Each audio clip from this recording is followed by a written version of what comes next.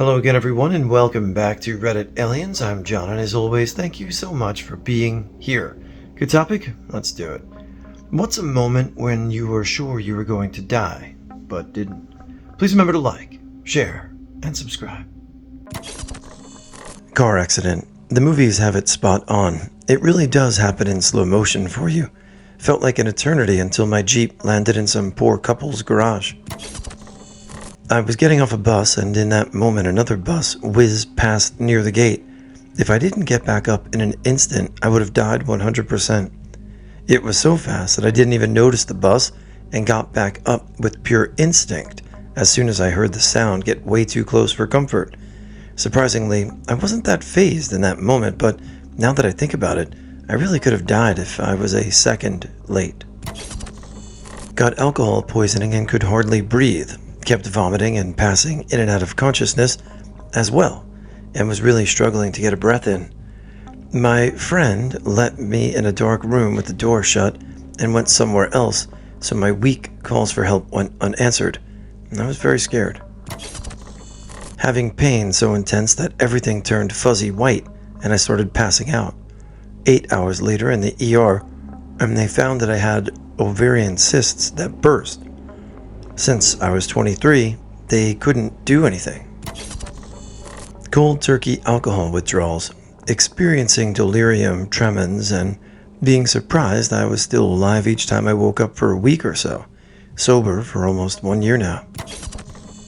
Last year around 11 at night I was watching TV getting ready for bed. I just smoked a joint, so being high made what was about to come so much worse. I felt an acute shortness of breath, and I felt my anxiety skyrocket. I got one awful chill shoot down my spine, and I got extremely cold. All of a sudden I started shaking horrifically, and consistently for like 3 minutes. I thought I was convulsing. I couldn't catch my breath, and the spasms started happening in spurts. I would violently shake for 5 to 10 seconds, then stop for about 2. This happened for the duration of 3 minutes, and I was convinced I was having a heart attack and my roommate would find me dead. It wasn't until a year later, when I met my current girlfriend, who has experienced panic attack, tells me I in fact had experienced my first panic attack. Having an anaphylactic reaction for the first and only time in the middle of nowhere in Greece on a field trip. If one of the other kids would not have had a highly allergic with emergency meds, I would have probably died. Traumatized me deeply. I have a dumb story saved up for these moments when I was in middle school. We went on a class trip to Banff. If you're unfamiliar, it's a mountain range on the westish side of Canada. One day, we were set to go on a trail on horseback. Pretty cool. I'd never ridden a horse before, and the sights would obviously be spectacular. The problem, however, was that was what day of our trip, probably about 3 or 4 days in, and in all that time, I had not pooped once. I was a kid with a very high sensitive gut biome. Later in my adult life, I discovered this was just lactose intolerance. And I often found myself in precarious poop-related situations. It made life challenging and embarrassing. Up to this point, I'd never been constipated for this many days in a row. My back was aching. I'd spent the night before in the bathroom crying. One of the parents of the other kids was a nurse, and she found me in there and tried to give me tips. Found me some hot tea to drink. She was very nice and promised not to tell the other kids. Either way, there was no movement that night, and so the next morning, I found myself shakily climbing onto a horse for a trail ride. All of that would have been enough stimulus for any 13-year-old, I would think. But the final piece to this puzzle was the horse itself. I was not a small kid. I was probably around 5'9" by then, taller than most of the kids in my class, and by genetics, I was built a little thicker.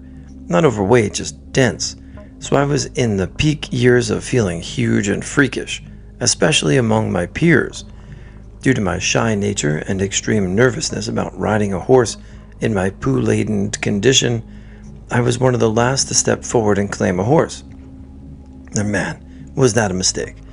The horse they gave me was definitely bottom of the barrel. It was sniffling and faintly wobbling. I expressed my alarm, and one of the handlers said, "Oh, she's just got a cold. She'll be all right." Great. Awesome. fully expecting this thing to crumble under my excessive weight. I clambered on, and truth be told, she held up fine. My relief was only temporary. The next 40 minutes were some of the most terrifying of my life. We were led along winding cliffside paths, my horse wandering blearily along, my back on fire, a plummet of I don't know how many feet directly to my left. I was so sure my horse was going to crap out and teeter over the edge, catapulting us to our deaths, me shitting myself along the way. I was paralyzed with fear. We made it back though, and I eventually pinched some out and survived. To this day, however, I have a hard time existing in vehicles that drive up winding paths, and I've not been on a horse since. TLDR. Constipated middle schooler rides sick horse along cliffside, surprisingly doesn't shit herself. Middle school field trip on horses in Banff is awesome. I think I went to like an old village restoration and like a phone company. You win that one. I mean, constipation notwithstanding, that was a pretty awesome trip. But I tried to kill myself. 48 30 milligrams of Adderall. I remember it was pitch black when I drifted out. When I came back, it was bright out. I crawled to a bottle of Jameson that I had nearby and chugged the rest of it to help slow my heart rate.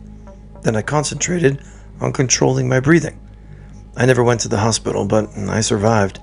I slept for 2 days after that. My mother and sister drove across the country and showed up at the front door the morning I woke up from 2 days of rest. I couldn't believe I almost put them through another one. I won't be joining my father that quickly. It was my birthday 2 years ago. We met near a river and had a picnic until one of my guests came up with the idea of going into the water. Suddenly, everyone went into the water, and I was never a good swimmer, but now all of my friends were swimming, so I wanted to join. It was funny at first. We were play fighting, dipping each other's heads under the water and everything. But soon, one of the play fights were a bit more intense, and we drifted more into the stronger current of the river. She struggled a bit, but was able to get out of there because she had pushed herself off of me to move aside, which caused me to drift further in there, and God, I was scared. I panicked when I couldn't get out of there, and my soaked clothes were pulling me down. I already swallowed lots of water, and I don't know how much time passed until my ex-boyfriend, now a dear friend of mine, grabbed me and pulled me out of there. Before he did, my sight was strongly blurred due to the water. My lungs burned because I swallowed and breathed in too much water. And I really don't know how long I was in there. But long enough to drift from our picnic spot to the small boat docks. And at some point, for at least a moment, I knew I was going to die if someone wouldn't pull me out of there. And strangely, I was okay with it. I was lucky, and I'm grateful for my friend. Didn't go swimming since that happened. My friends thought it was funny after I got out of there, and they told me how they thought I was acting or exaggerating. The few who got worried were too scared to help because they weren't good swimmers either. Luckily, my ex is a very good and strong swimmer since he got me out of the goddamn flow. Every time I get pancreatitis, and right before it really hits and you know it's coming because you feel the pain get worse, go to your back, and you really just never know if it will kill you. My insurance always says that the hospital admittance for pancreatitis isn't necessary, so they don't cover it. I want whoever wrote that to just feel it once. When I was about 8, I got hammered by a wave and went under. I was flipping all over myself, and just as I was about to break the surface, another wave hit me and it started again. Luckily, someone grabbed my ankle as I went past and caught me. I ended up 20 meters from where I started. The whole thing only probably went for about a minute, but it felt like I was drowning. I was having a C-section. Upon arrival at this hospital, it was clear I was checked into the shitty side and not the side I'd been shown on tour. I'd been ignored for hours.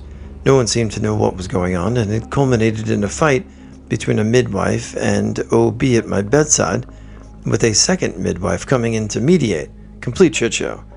I made my peace and accepted I was going to die on the table. Somehow, I escaped major complications, and so did the baby. The hospital has now been embroiled in a whistleblower lawsuit for years. Improper sterilization, blood and human tissue not properly disposed of, etc.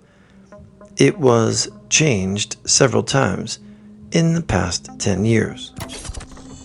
I was trying to sleep once and felt this really loud whooshing sound and felt my breath get taken from me, like I just couldn't control my breathing, and I had to focus on breathing. If not, I felt like I would have just died. Then I just thought, oh, F it, and just let it go. I woke up after some time and figured out it was just sleep paralysis, but holy shit, was that an experience. Asthma attack in gym class at age 9. The school nurse refused to give me my inhaler because I'd already pre-treated, and my fingers turned blue as I faded in and out of consciousness. But no one did anything. It was the first time in my life that I truly wondered if I would die. At that point, you call an ambulance and administer repeated doses of my rescue med, waiting for the EMTs to arrive. The attack eventually stopped, but I felt like a zombie for the rest of the day, and it was the start of my gym class phobia. Another time, I had an autistic panicked meltdown in a hospital, and security pinned me to the floor, crushing my wind cage so I could not breathe. My vision went black, and I do not trust police or security at all anymore. They thought I was being combative, but I wasn't. I was also physically dragged through the middle of a major fight in said hospital because that was apparently safer than staying huddled under the table out of sight, waiting for the audio to break in. I can share many related incidents, but that's probably enough for this post. When I was 12, my best friend's dad bought an automatic Mazda 323. My friend could drive it properly through their massive backyard. Then it was my turn. I had several years of driving experience through the video game Need for Speed Underground, and so I knew exactly what to do. I floored the gas pedal, and we took off. I realized we were quickly headed for a pond, and I didn't want the fish to get hurt, so I made a sharp turn. We hit a bump and got some serious airtime. Both wheels off the ground. My friend's grandpa was watching and said we flew about 5 meters or yards. We landed in a manure pile, which prevented us from breaching the horse stable wall and potentially killing the horse and or us getting crushed by the weight of the horse. I recently got back in touch with this friend. He has the picture of the aftermath somewhere, but he's not sure where. He has lived in his grandpa's house ever since his grandpa passed away. Now, I would like to have it framed if he ever finds it and would be willing to part with it, but at any time I was certain we were done for. The car didn't survive, sadly. Back in 2018, I took an entire bottle of muscle relaxers and chugged them along with 4 tall boys, only to wake up 18-something hours later with the worst headache of my life. When I was falling asleep or passing out, I remember feeling really at peace with my decision and ready to start the afterlife. Luckily, I'm still here and have had no attempt at my life since then. I was on the car with one of my closest mates on a pretty tight 2-direction road. Suddenly a car appeared in front of us at 150 km/h. We weren't going slow either, and we had to try and avoid it. To our left, 2 centimeters between our cars, and when we got there, 1 to the right, to a huge ditch. The other guy scratched the side of our car as we got the front right wheel covered on the ditch. We almost flipped the car. I got down off the car, smoked a cig, and realized how close we were to dying. From that moment, in advance, I started taking the most advantage I could of the time I had, just in case. Elementary school. I lived in a tiny-ass town in the middle of nowhere, Arizona. My parents were divorced, and my dad was an hour-away minimum. My mom was a raging alcoholic and went to the bar one day, then didn't come back for like 3. We had no food and no phone, and obviously I had no money. I finally asked a neighbor if I could take and use their phones, despite the whole stranger danger thing. And next thing I remember, I woke up at my dad's house. I just remember end of day 2 thinking that it was for me. She had done plenty of shit like beforehand, and it was only going to get worse as the years went on. But as much as it all effed me up, I held on and refused to give up. Now I'm sorry. And I'm in my 30s with a family of my own, a son of my own, and seeing how easily it is to love him and take care of him really makes me realize just how bad things really were back then. But my son will never suffer or struggle because of this. So I guess she at least taught me how not to be a parent.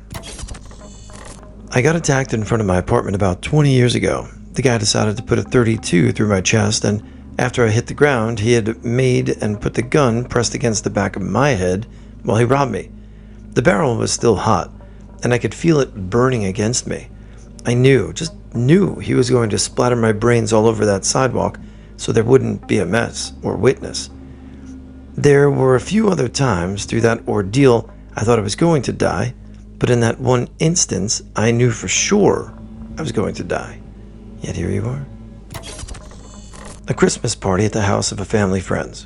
Nearly everyone else was in bed. It was just me, my friend, his girlfriend, now wife. We were very early 20s. My friend's cousin was there, a few years older than us. He'd been in Iraq and Afghanistan and was arguing with my friend's girlfriend, who was anti-war. It got very heated. He made her cry and she left. He then took his medals out of his pocket and threw them at my friend and started shouting things like, "You don't know what I had to do to get these, but I can show you." I honestly thought he was going to kill me because there was no way out. No way he was going to kill his cousin. I've never been so scared of another person. My friend managed to calm him down and everyone went to bed. I was on a couch in the front room. There were other people asleep in there on couches and camping beds, but my friend's cousin came into the front room and got on a couch with me and tried to kiss me, etc. I very calmly and assertively told him if he wanted to the couch, he could have it, and I got up and went to share bed with another friend. My friend's cousin had always scared me, even when we were little kids, and being in the army made him a million times worse.